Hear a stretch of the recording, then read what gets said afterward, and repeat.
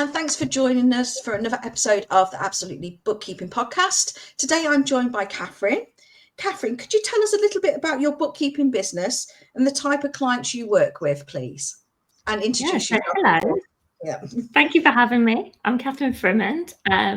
Most people will know me as your local bookkeeper, but I am in the process, or have recently, depending on when this goes out, and my organisation rebranded to be the Sustainable Bookkeeper. So this has just the first podcast I've been on where I've introduced myself like that. And as the Sustainable Bookkeeper suggests, I work with clients who are purpose-driven, sustainable. A lot of them are B Corps, so in the bookkeeping business, but I also have just launched services to help accountants and bookkeepers become more sustainable as well. So looking at carbon footprinting, impact reporting, and things like that. So yeah, it's all very new and exciting. Oh, that's fabulous. May I ask, how did your journey becoming a bookkeeper? I knew you were going to ask me this, and it's quite funny because I'm just not that interested in being a bookkeeper, really. Which sounds awful. But so basically, I worked in banking, and I was made redundant. So, like many people that kind of fall into bookkeeping fitted around family. My mum was a bookkeeper as well, so that was kind of the link into sort of suggesting that was what I did. I really like. Probably shouldn't admit this, but I'm not a huge numbers person, but I really like solving the problems. And the bit about my job that I really like is watching my clients grow and being that kind of finance director rather than just the data input side of the bookkeeping. However, some days when you're feeling a bit rotten, there's nothing better than just doing the reconcile button instead and just thinking, oh, I've got to get through that. Love a bit of a backlog as well.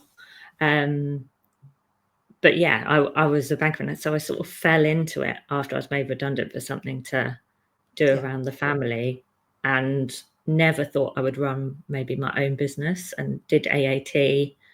And started doing my husband's books, and same story as a lot of people that fall into bookkeeping, I think. So what is the one word you can describe your relationship with technology in your business? I'm going to say ad hoc. Okay. Because I think that's the right word.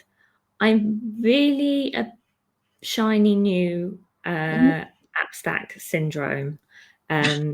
Like I must be so easy to sell to these people because they just have to show me one feature that I like. I'm like, oh yeah, I'll try that out. I'm happy to do that. But actually, so I've got lots of bits that I feel like I've signed up for and then left, and done a lot of free trials. But so that's why I say ad hoc, but actually I do always come back to the same app stack, which maybe we're going to come on to a bit later as well, what that is. So we'll basically go on to that. So what's your favorite? So I would like to know, what's the app or software you simply could not run your business without? So at the moment it is Sumday, which is a carbon accounting software. I'm just getting to grips with that at the moment because that's my new service offering, is to offer this carbon accounting out to clients and to accountants and bookkeepers. But currently I also couldn't live without Xero. I'm definitely a blue through and through. I cannot, everything's on Xero. So how did you discover Sumday? Was it sort of something that you really researched that sort of met sort of kind of your standards, your ethics, your kind of sustainability that you champion everywhere? Yeah, so shiny object syndrome again. I used to run a program called SAP, which was Sustainable Accounting Program. I don't run it. I'm having a hiatus. I'm doing carbon literacy training now, but as part of that, I investigated all the carbon accounting tools that work with Xero, basically. Yeah. So I have looked at everything from Sage Earth, who have a new one coming out soon. I should say that that's going to be very exciting. But from Sage Earth to like Neo Eco, I've looked at hundreds of them. Yeah. Mainly to do my own practice, but also to be able to teach people like the nuances of other ones. What I found is either they don't quite fit with what I needed, Yeah. or they're very expensive. Carbon accounting tools are very expensive because there's so much data in the background, I guess is why. Then I was asked to host a session at DAS last year. Unfortunately, I couldn't end up doing it, but I did all the prep work for it, but then had to pull out a couple of days before. But that was with someone from Sumday whose name has totally escaped me. So, it's gone. It's out of my mind.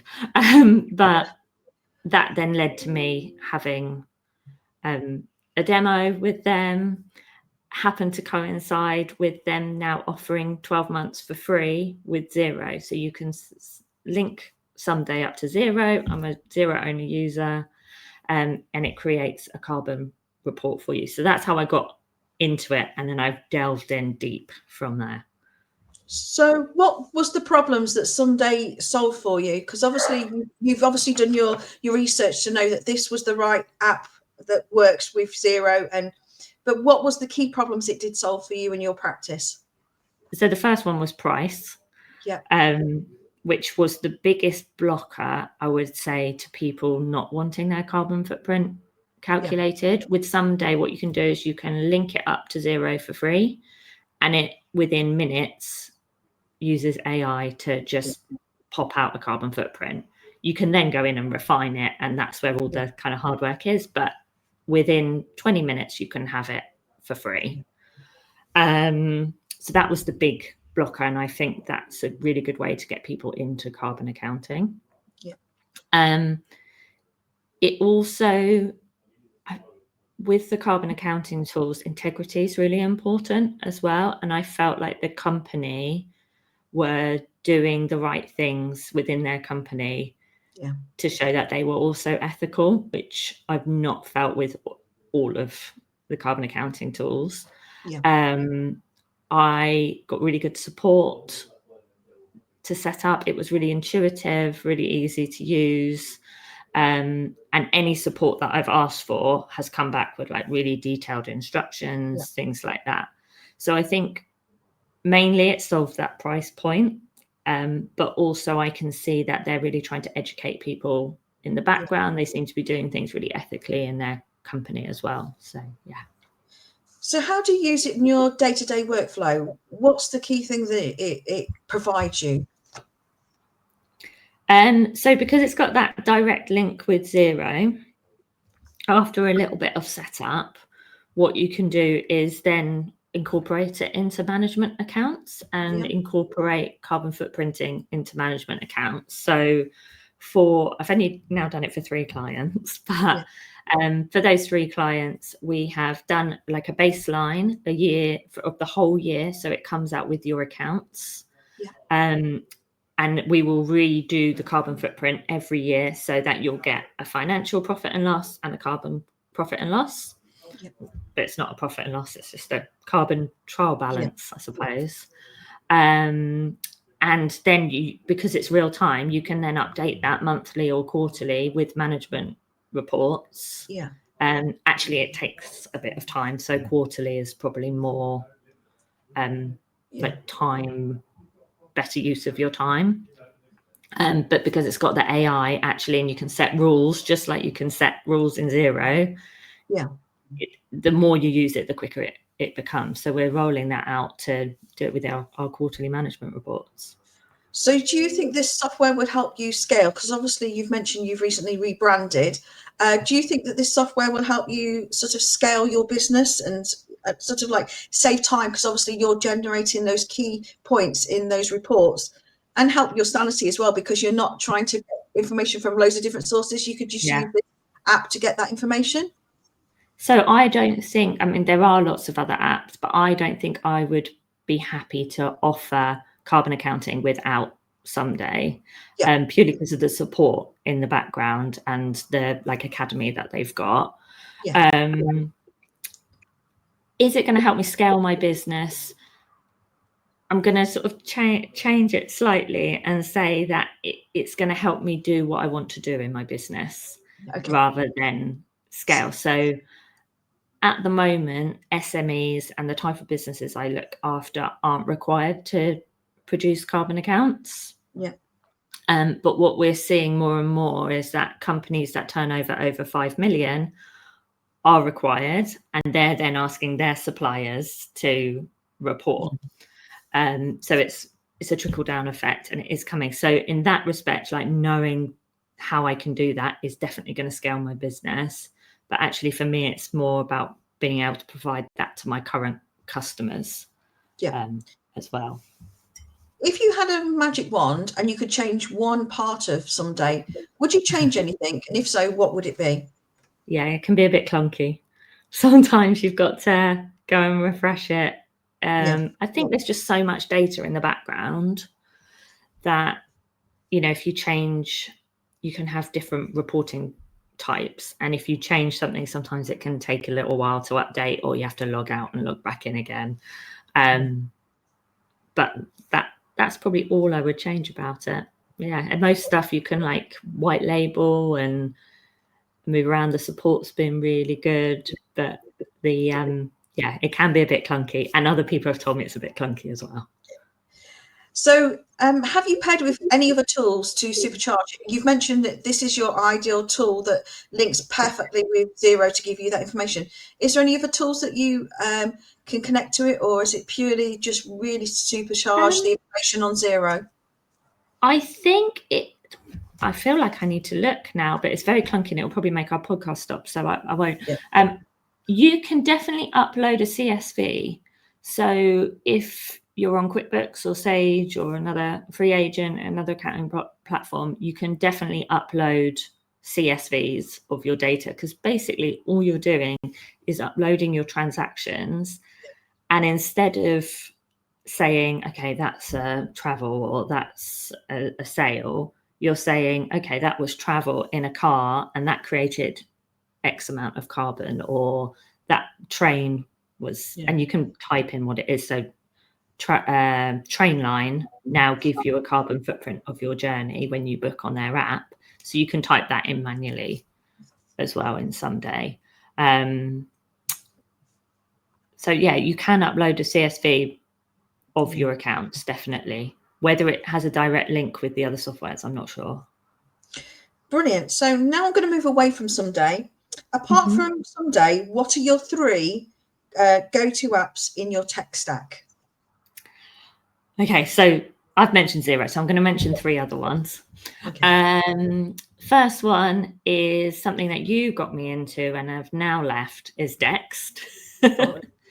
So I can't live without Dext. Again, I've tried others. Others have come very close to living up to Dext, and then what will happen is Dext update their software, and they've done loads of updates recently. I've just done another interview with someone about how I've done a total 360 of my love of Dext, from hate to love. It's quick. It does what it's supposed to do. My clients love it. Very happy with Dext. Zen and Connect. I can't live without, and I cannot live. So I should explain. Zen and Connect then gives you your health scores of your data. I can't cope if any of my data is below 85%. Yeah. And I get cross with my clients, so that they know that they have to provide the paperwork and things, because otherwise they let the side down on the scores. So that's brilliant for my data collection. And then third, Client Engager app. That has, and I've told them this has totally transformed the way that I run my business. I've not used an account management package a client management package like it. It can be like adjusted to how you want it. The support's amazing. And I would say it saved me that brain time, because everything, I just put it in there and it pops up the next day. I use it for everything. Even like my marketing, adding in what I need to do that day. Yeah, the task, because you can actually put ad hoc tasks in yourself, and it still stays on the Kanban, which is fantastic as well. Yeah, I would move away from a lot of things, but I'd never move away. Like, I don't feel like I don't want to say never. They'll bring this out in 10 years when I've left, but I wouldn't move away from there at the moment. It's fantastic. So how often do you personally review your tech stack? I think you're always reviewing it. I'm a really irritating client, I think, to these managers that come, because like the software people that ask questions, because I will ask a question about everything, and I'll say, why don't you have this yet? And if not, why not? So I'm reviewing it all the time, and I'm also reviewing it not just from a functionality point of view. Obviously that's like prime, but also from a ethical point of view as well. I would drop any of that tech stack if I didn't think that they were doing the right things internally, and I asked that question quite a lot as well. Have you ever had a software disaster moment where tech has had tantrums and you've had to resolve it? Yeah, this morning before I came on this podcast, my laptop just totally went blue screen. So that's a hardware disaster. But thankfully, I sit in an office with my husband, who runs a IT support company. So I just sort of call through to the other office for tech support. I think software, it always does something, doesn't it? And I email out using my mailing list, using MailerLite. And a couple of weeks ago, like, it just didn't send half the message for no reason whatsoever. And then like, why does it do that? But I think most people don't care, do they? Like, I've never had a big disaster. No. Okay, so I want to know, what's your piece of advice for bookkeepers out there who feel overwhelmed by all the software choices at the moment? Now, you've mentioned a couple of shiny things, or the magpie syndrome. What is your top tip of that to sort of deal with that? Because we all go to these fantastic venues. I was going to say, don't attend to Caltex, but Caroline will kill me for saying that. But is that your key piece of advice? Just stay away from these events, or? No, but I think you really have to think about what you want to get out of the software. And I get a bit of FOMO, and am I just moving because other people really like it? And that's what I got with Dext. Was I like the receipt capture tool. It works for my business. Yeah. Why would I move when something works? And I think I'm open to looking at other things, but you just have to be mindful, like, what are you really trying to achieve by moving and looking at something new? And is it worth the upheaval of moving all your clients as well? That's how I try and avoid it. But I do love, and I want to know about everything, so I'm nosy. So I want a demo on other stuff. But if it works for your business, keep using it. You don't need to move just because everyone else is moving around. Okay, so now we'll come to the quick fire round. So I'm ready. Nothing with me is quick. Sorry. iPhone or Android? iPhone. Xero, QuickBooks or Sage? Xero. Coffee or tea? Tea. What is one piece of tech or business wisdom you wish you'd learned earlier? Get a husband that works in tech so that you don't have to do anything. I like that one. Okay, and my final question for you today is, what app do you think is underrated and deserves a little bit more love? Oh, this is not a quick answer.